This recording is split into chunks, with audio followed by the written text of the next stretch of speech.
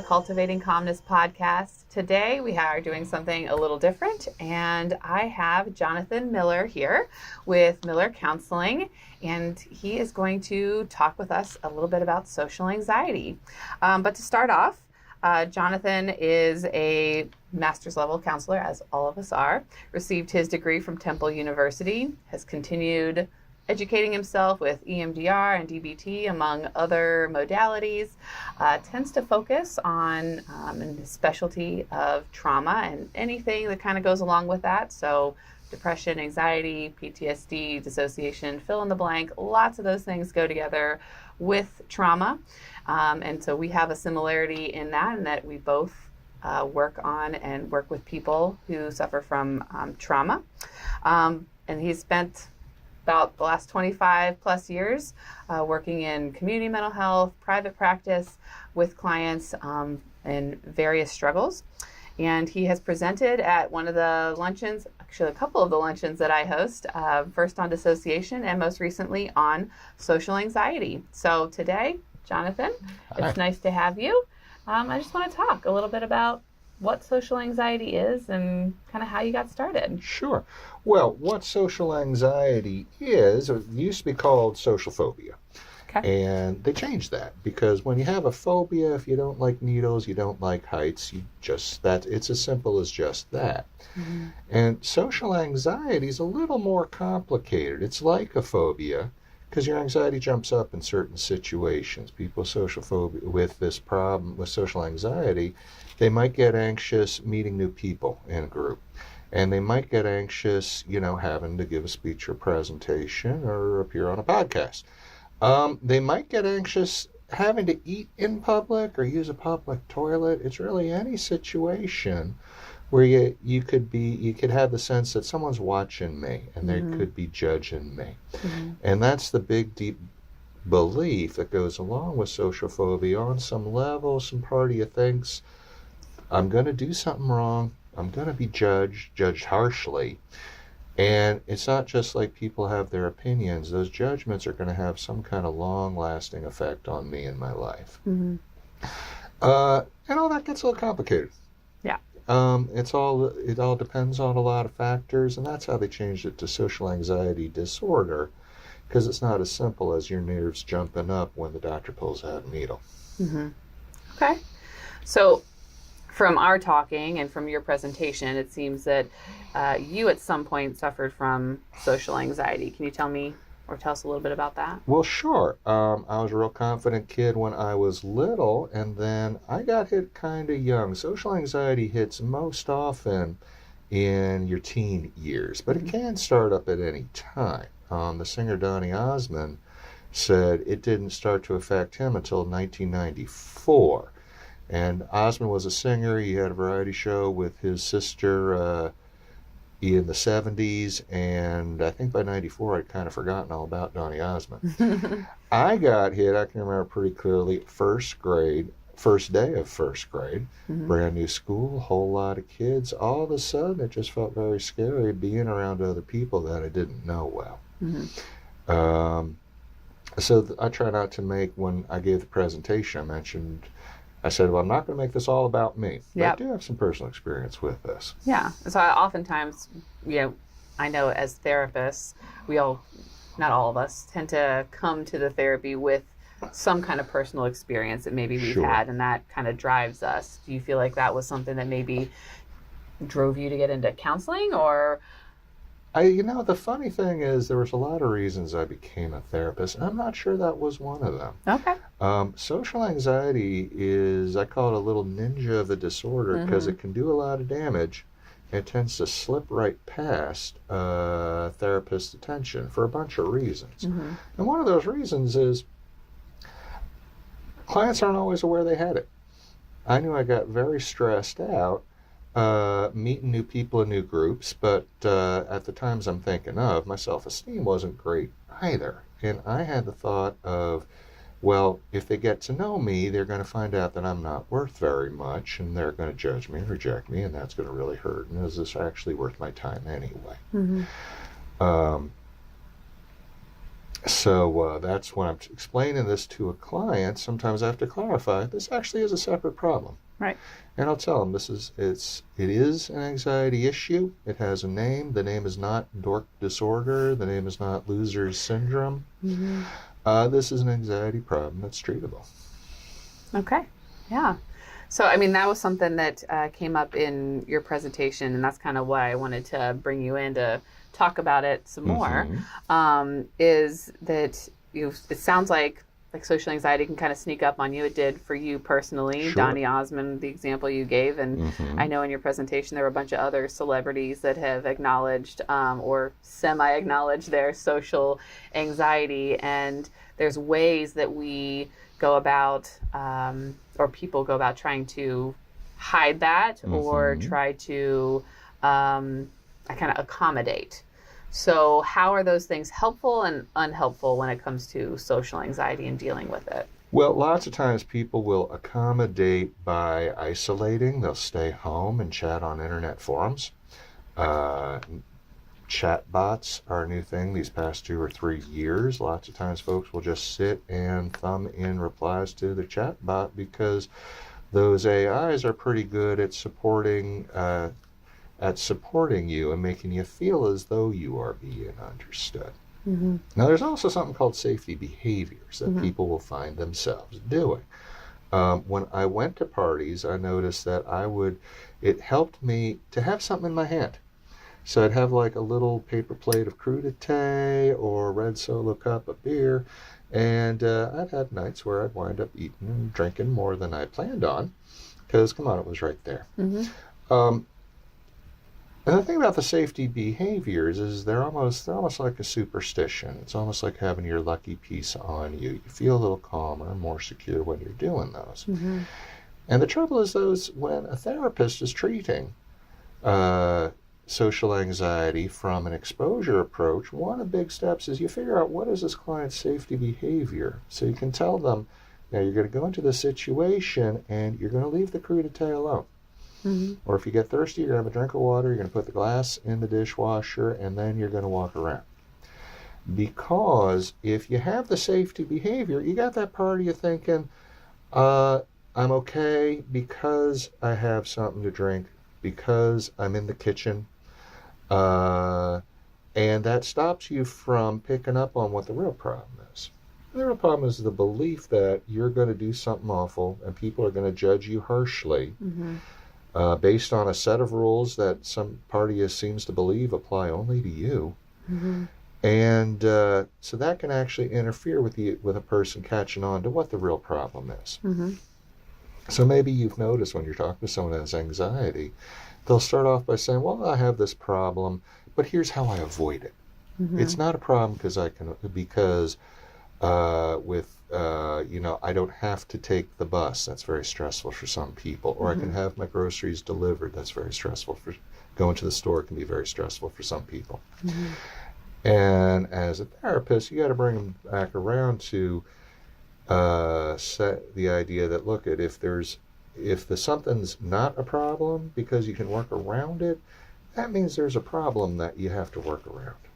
And you're really not free to run in and do your own shopping or to relax and enjoy yourself in a social situation.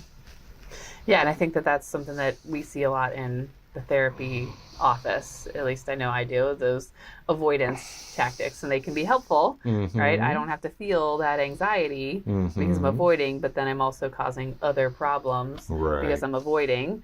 And that just builds, and we don't have the exposure piece, the piece that gets us out there and actually tries to kind of face it down. Sure. I think you had a good quote you had mentioned earlier about facing something. And well, this is the difficulty with exposure therapy. Exposure's good therapy. It works very well. It's also scary. You think about what anxiety is. Anxiety is your nerves telling you you're in danger. There's a potential threat around here somewhere that we need to plan for or get away from. And exposure is you put yourself into this stressful situation and then you have to wait and then you have to feel anxious. and you have to wait for your nerves to wear out. And I'm saying the nerves, but it's also the muscles, and it's also the adrenal glands, because feeling anxious takes energy. Having your muscles tensed up, having your heart beating, takes energy. And eventually your body wears out. Now we're not rewarding your nervous system for panicking by walking away and getting some relaxation. This is how your nerves can learn, wait a minute, actually this isn't dangerous. So it's scary, and this is a big problem sometimes, is helping people find the right level of exposure. Something that's going to put their anxiety up so high, but not so high that they just have to walk away. Right. The quote was from a movie called Green Street Hooligans. It's about soccer fans in England, and they run in gangs. This is part of the fun. You go to the game, you cheer for your team. After the game, you get into a fight with the other team's fans, and that's what they all look forward to during the week. And the quote, I'm not going to remember in the exact words, but it was something, the guy was saying that once you learn, you can take a punch. You're not made of glass. You can take a punch, but that doesn't mean the fight's not over. That doesn't mean the fight's over. You start feeling inspired, and you start trying to see how far can you take it. And that's what exposure's like for clients. When people can ride that wave out, well, you feel like a real son of a gun, a real gutsy lady, a real tough guy.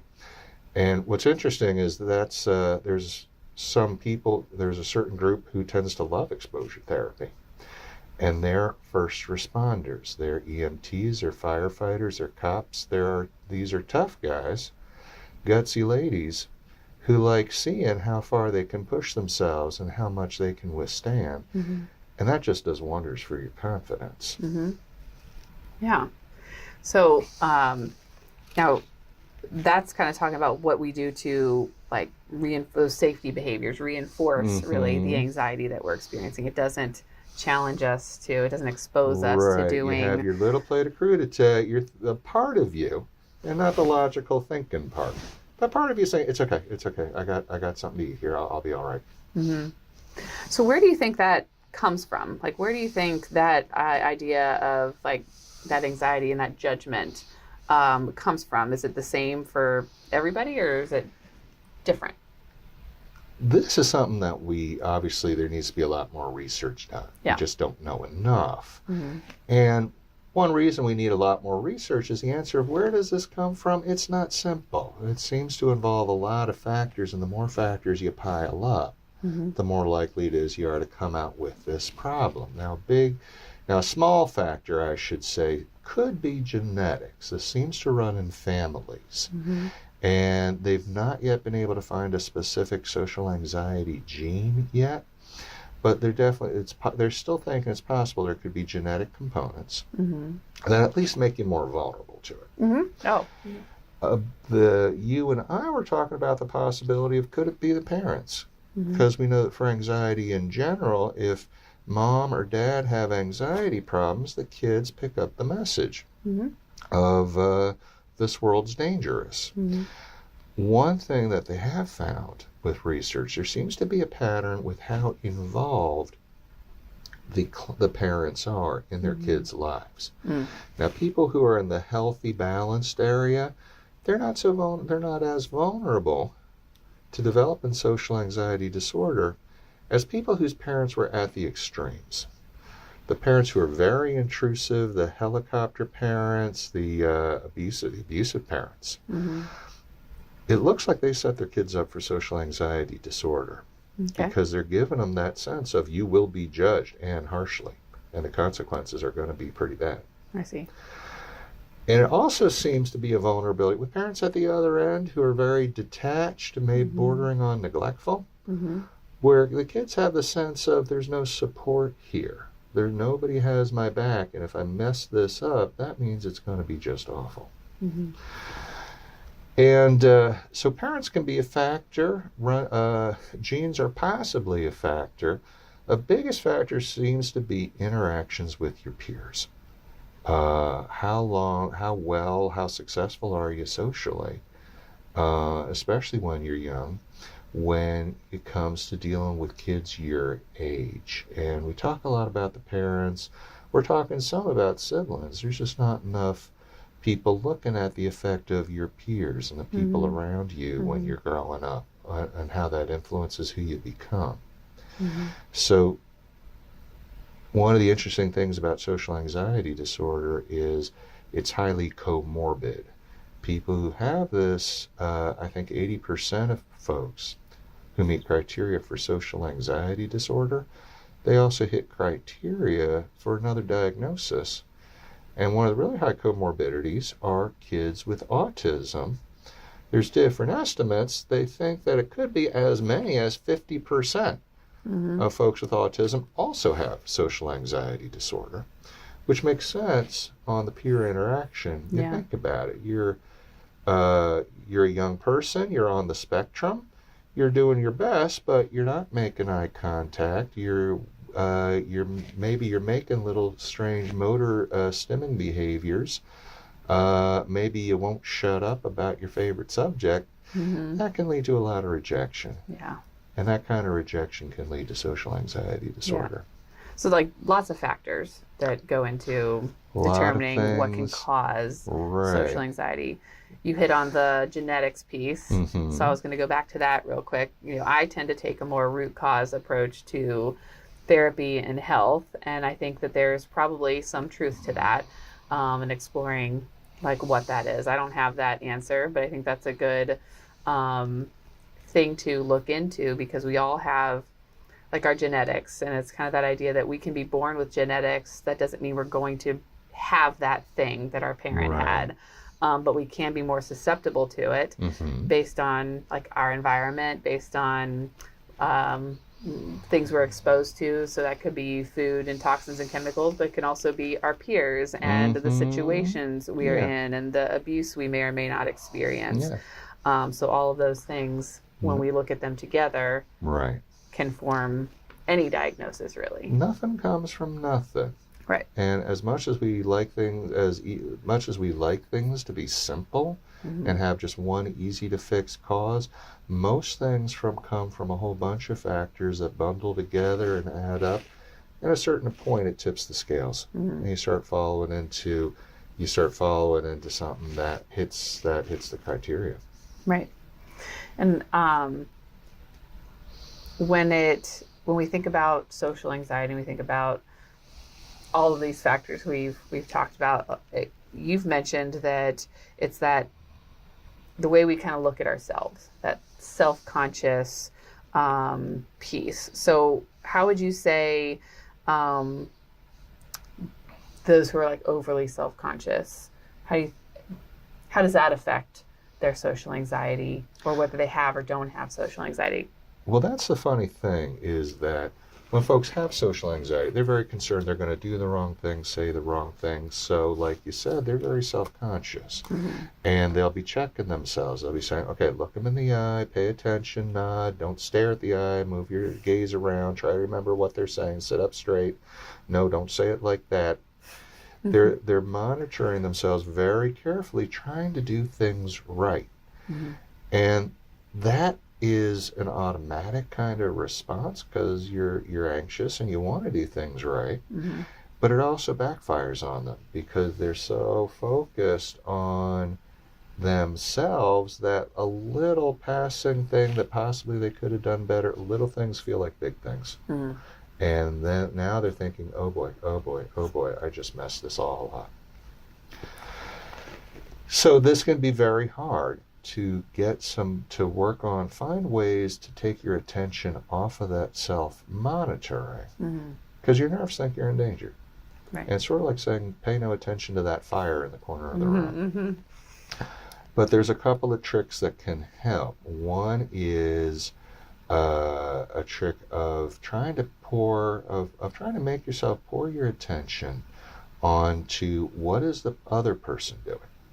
So instead of thinking about you try to make yourself watch, is she blinking? Is she nodding her head? Is she looking away? and try to keep your attention on what that person is doing instead of your interpretation of what they're doing and what that could mean. And oh my gosh, am I messing this all up again? Okay. Another thing that can help people is mindfulness. There's a lot of things that get called mindfulness. Yeah. What I call mindfulness is the very basic sort of breath work where you're putting all your attention just on following your breath in, following your breath out, noticing when your mind wanders off, and practicing that discipline of just coming back to your breath when you wander off, instead of going off on another distracting train of thought of, oh my gosh, why is this so hard? Why can't I do this right? Is my therapist putting me on about this mindfulness stuff? Right. When you can pour all your attention into what's right here, right now, it's a lot easier to notice thoughts like, oh my gosh, I think I'm messing this up. And it's a lot easier to notice, okay, my muscles are tensing now. Okay, I'm aware of my heart beating now. And that can give you a little bit of detachment. Right. If you know what the symptoms of social anxiety are, that can give you the breathing room to say, I'm having social anxiety right now. Labeling it. That thought of I'm having social anxiety right now is very different from, oh my gosh, I'm anxious, I'm sweating, my heart is pounding, am I blushing? I think I'm doing very poorly here. Yeah, so trying to draw that attention away from specifically the symptoms that are bad and labeling them, but also more on noticing, like that's what mindfulness is noticing, and then what you can do about it. Sometimes when you have an anxiety disorder, you get stuck because you think your goal is to be calm when you're doing things. So when you're doing things and you get anxious, you can have a thought of, I'm having anxiety symptoms, I must not be doing this right, or I must be failing already. And that's a big part of that's a big part of the kind of cognitive work that therapists will do for clients to get them ready to go into an exposure situation. Is they'll track down those kinds of beliefs. The therapist is hoping to get the client into a spot where they'll notice they can be anxious and still do fine. Yeah. You can't do fine when you're having a panic attack. That's very fair to say. But you can teach yourself that when you're in that sweet spot, they call it eustress, where you're not so relaxed, you're dozing off, and you're not so panicky, you're curled up in a ball rocking back and forth. When you're in the sweet spot called eustress, that's where talk show hosts love to have their guests because they do really well. They've got the energy, they've got the excitement, and that's the equivalent of a hooligan finding out he's not made of glass. People find out they can do this stuff while they're very anxious. And that has the kind of paradoxical effect. It's that much more reassuring and confidence building to know you can do this stuff even if you are stressed. Yeah, that's that exposure piece. Like that exposure piece. Over time, that anxiety comes down, and they may or may not even notice it until after the fact, and they've gotten through the social experience and came out on the other side. Exactly. Still alive and still okay. Exactly. I'll ask you, Kaela, can you ride a bike? Yep. Okay. About how old were you when you learned to ride a bike? Probably 6. Okay. So you were pretty young. You might have to use your imagination. Do you think there was a time where you fell off the bike and maybe you hit your head or scraped your knee? I did, and I broke my arm. Holy cow. Okay. Can you imagine yourself in that situation? You just fell off, you just broke your arm, you're looking at the bike 0 to 10. If 0's no anxiety and 10's a bad panic attack, about how anxious do you think you felt looking at that bike? At the time, probably 5 or 6. At the time, 5 or 6. All right. Now, I'm assuming I'm hoping they took you to the hospital first. Yeah, there were some older neighbors that were there, so I think, there was some like embarrassment involved, and sure. They helped walk me back home, and then the whole experience is anybody who's broken an arm has to go through. At a certain point, you had to get back on that bike, right? Mm-hmm. So can you picture yourself in that situation? You're still 6.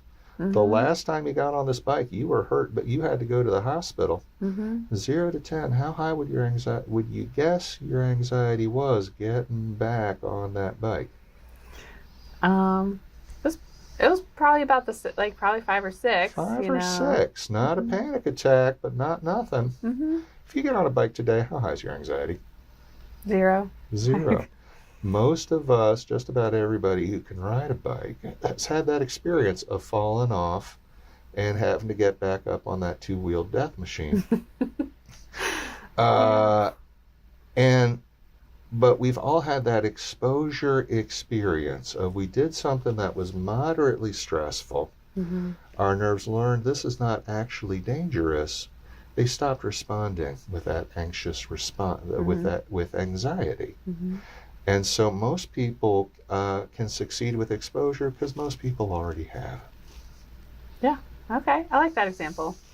I'm a big fan of analogies, metaphors, things like that. So I appreciate that example. That was a good one. Thank you. So that kind of brings up failure. Yeah. What's the role of failure in social anxiety? The role of failure. Well, any exposure therapist, their greatest fear is that their client will trust them, take a chance, and they'll do the exposure exercise. They'll stay in the grocery store until their anxiety falls, or they'll go up to the second floor of the parking garage and look over, and then something awful by total coincidence will happen. Mm-hmm. The fear of failure in social anxiety often comes out because people haven't really defined their goals very clearly. Okay. And you'll ask a client, well, tell me about your weekend. Well, I went to a party. Oh my gosh, how was that for you? How did it go? Well, I talked to some people. How long do you think you talked to them? Well, probably 10 or 15 minutes.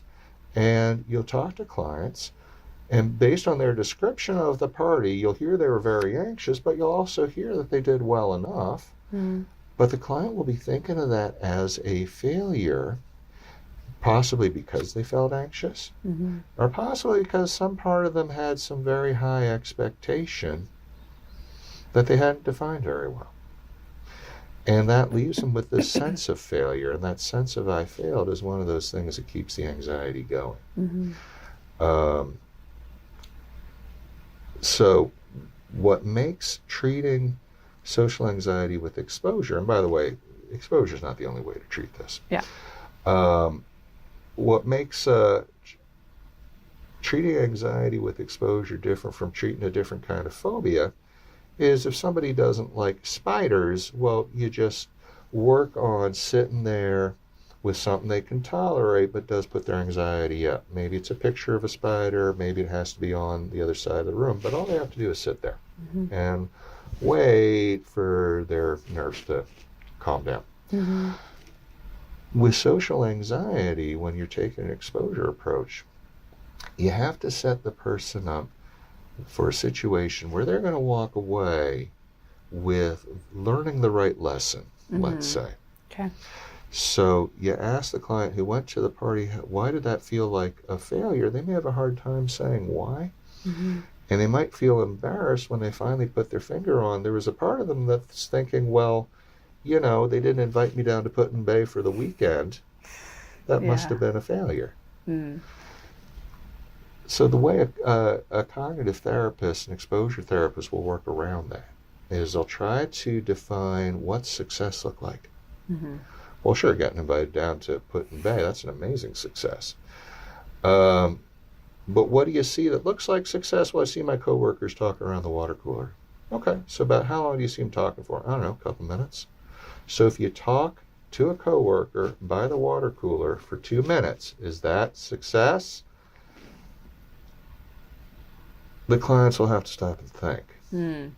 Because they've not thought about it that way before. They've looked like big picture. Right. And they see the end result but I want to be in a year versus today. But if you and your client can agree, yes, that is success, Mm-hmm.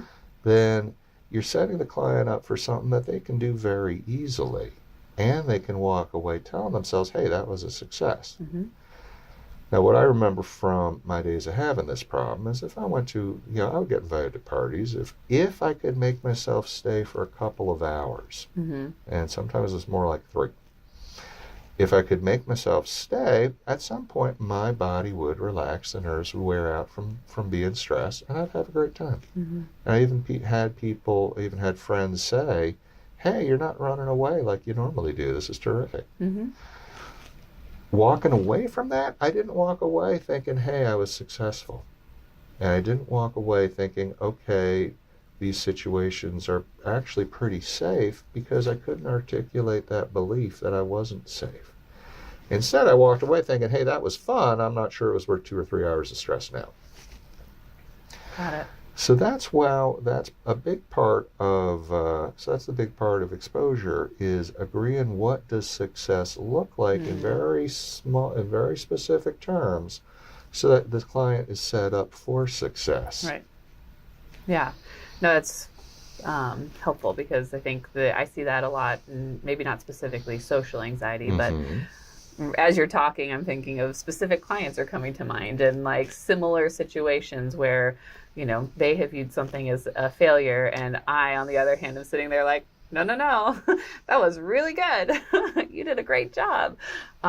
So yeah, our job is to then help them to see that and recognize that those small successes are still successes. And even then coming up with it before they go into like a challenge or an exposure, right? Like, what would we define as a success? Okay, can you do that?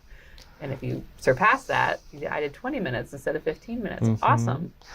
And this is something that personal trainers, this is something that business managers know very well.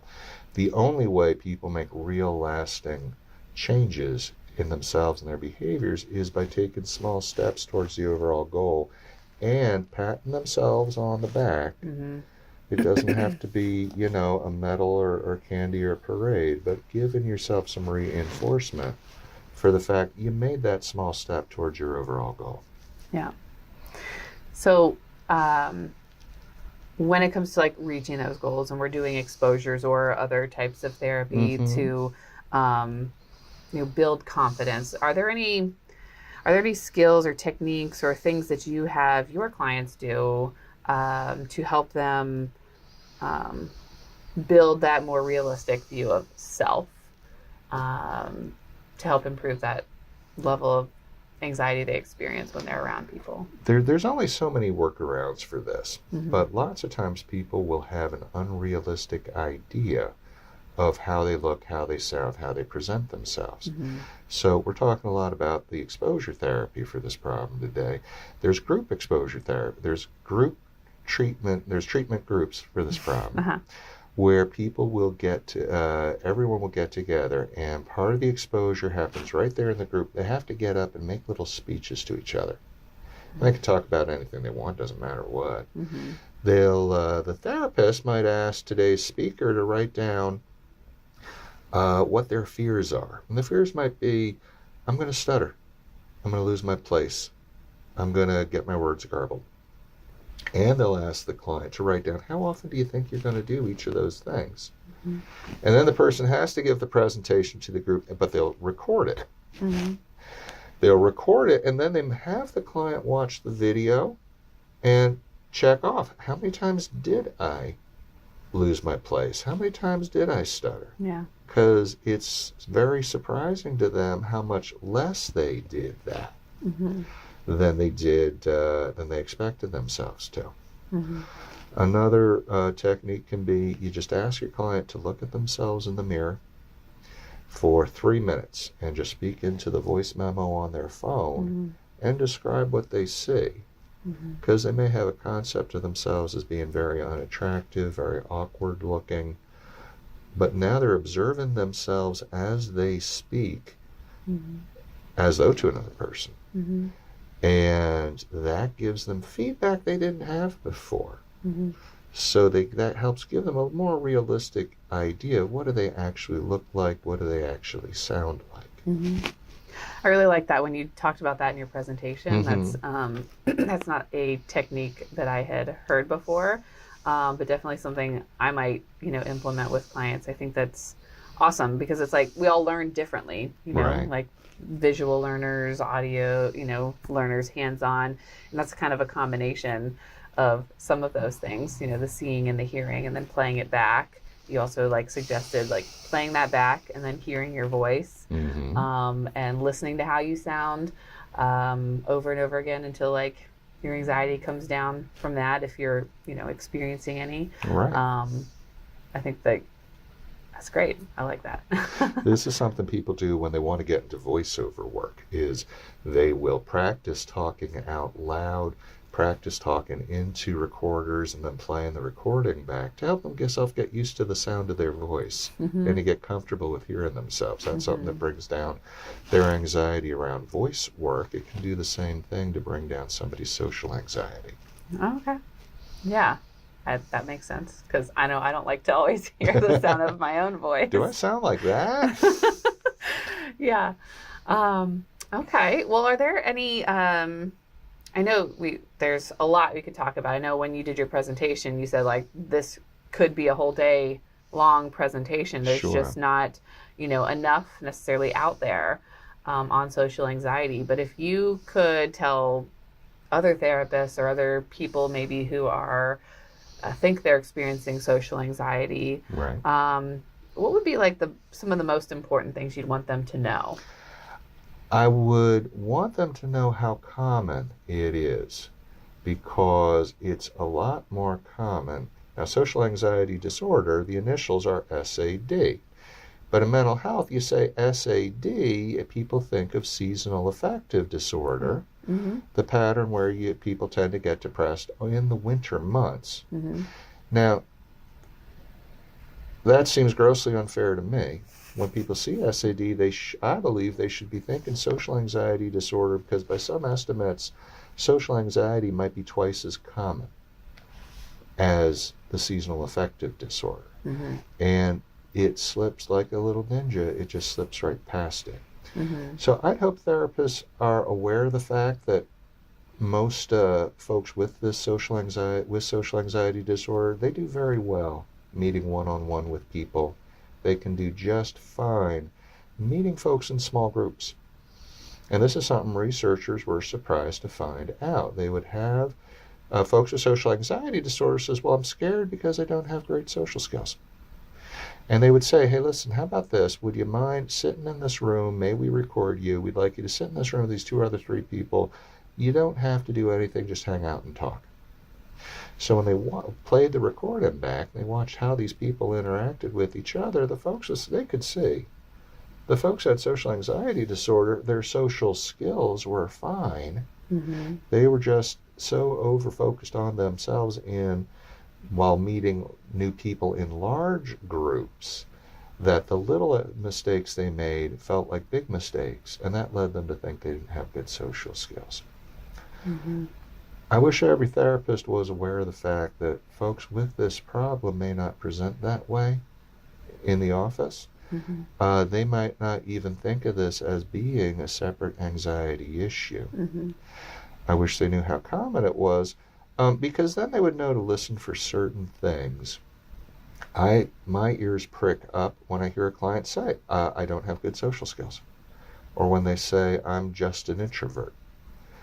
Now, folks who are introverts do fine. When you're just an introvert, you can do very well in social situations. You're just the one who's leaving the party at 11 instead of 2. Mm-hmm. My ears pick up when I hear somebody say, I don't need to be around all those people. Or maybe I don't like to talk on the phone. Now I hear those 2 more often from guys. I don't need to be around all those people is putting kind of a brave face, or let me say it, I can be putting a brave face. Mm-hmm. On the fact that being around a lot of people is very anxiety provoking. which could be agoraphobia, but it might be social anxiety disorder. And saying, I don't like to talk on the phone, well, that might be a guy who thinks of socializing on the phone as something that only women do. It could be a person with social anxiety disorder who can't see how other people are reacting when he speaks to them. And so their mind runs the assumption that they must be messing this all up and they're going to be judged harshly, and that's going to hit them long term. Okay. Yeah, so, I mean, you brought up the introvert piece, so you kind of will segue into that before we end today. But do you have, what would you say is the difference between somebody who's introverted, extroverted, and social anxiety? Because you can be introverted and not be socially anxious. Exactly. And vice versa. And vice versa. You could be extroverted and have social anxiety. I asked a friend of mine opened up to me about that. I asked her, what was it like for you to be on the extroverted end of the spectrum?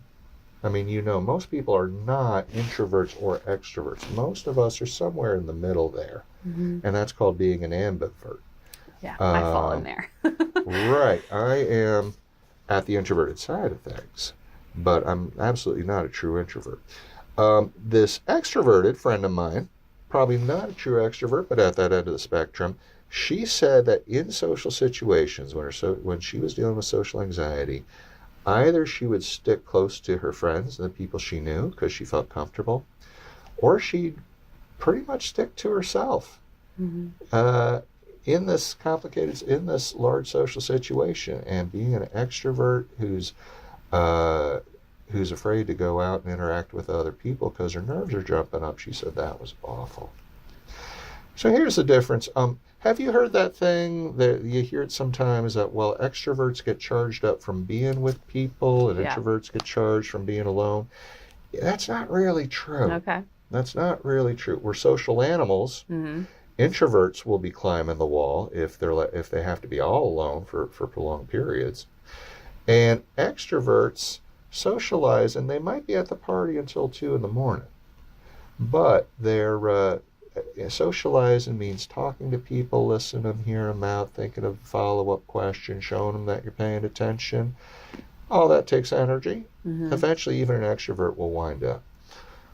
What they're thinking defines the two a lot better is a question of reward. How much reward do you get out of going after things and interacting with other people? Now, introverts get rewarded by doing that. They like meeting new people. They like trying new things. They just don't get the same level as the extrovert who gets a much, much bigger payoff. So with an introverted person getting less reward, wearing out sooner, none of that social anxiety. And you'll see a lot of jokes and memes online about introversion. You can tell they're not talking about introversion because they're not talking about finding meeting new people less rewarding than other people. And they're not talking about wearing out sooner. They're talking about feeling very anxious because they have to deal with other people. And on some level, there's that fear they're going to be judged. All right. Yeah, I think that's helpful to understand, those differences. Well, I have learned a lot, and I'm, as a therapist, I feel like I'm always learning. I love going to presentations and things and watching, CEU things online because I'm always taking in new information. Like we'd watch them all if we could, right? And we don't know everything. That's right. We're always learning off of each other. So that's why I think like having these conversations and having people present on topics that they're more knowledgeable on is great for other therapists, so we can learn more and help our clients even more than we already do. Do you have any last thoughts on this subject or anything else? The last thought is the one that I mentioned earlier before, and that is that folks don't think of this as a problem. They might think, well, everybody's afraid of public speaking, aren't they? And the answer is no. And they might think that this reflects something fundamental about them and their self-worth, when it really doesn't. And so that's why I always come back to my joke about this is not dork disorder. This is not loser syndrome. Mm-hmm. I think we all grew up on, I think a lot of us grew up on books like Stuart Little and Charlotte's Web. Mm-hmm. And those books have meant so much to so many kids over the years. And they were written by a guy named E.B. White. And apparently this guy disliked parties so much that at his funeral the church was packed with all of his admirers. And the guy delivering the eulogy said, well, if his name was Theodore, if Teddy could be here today, he wouldn't be here today.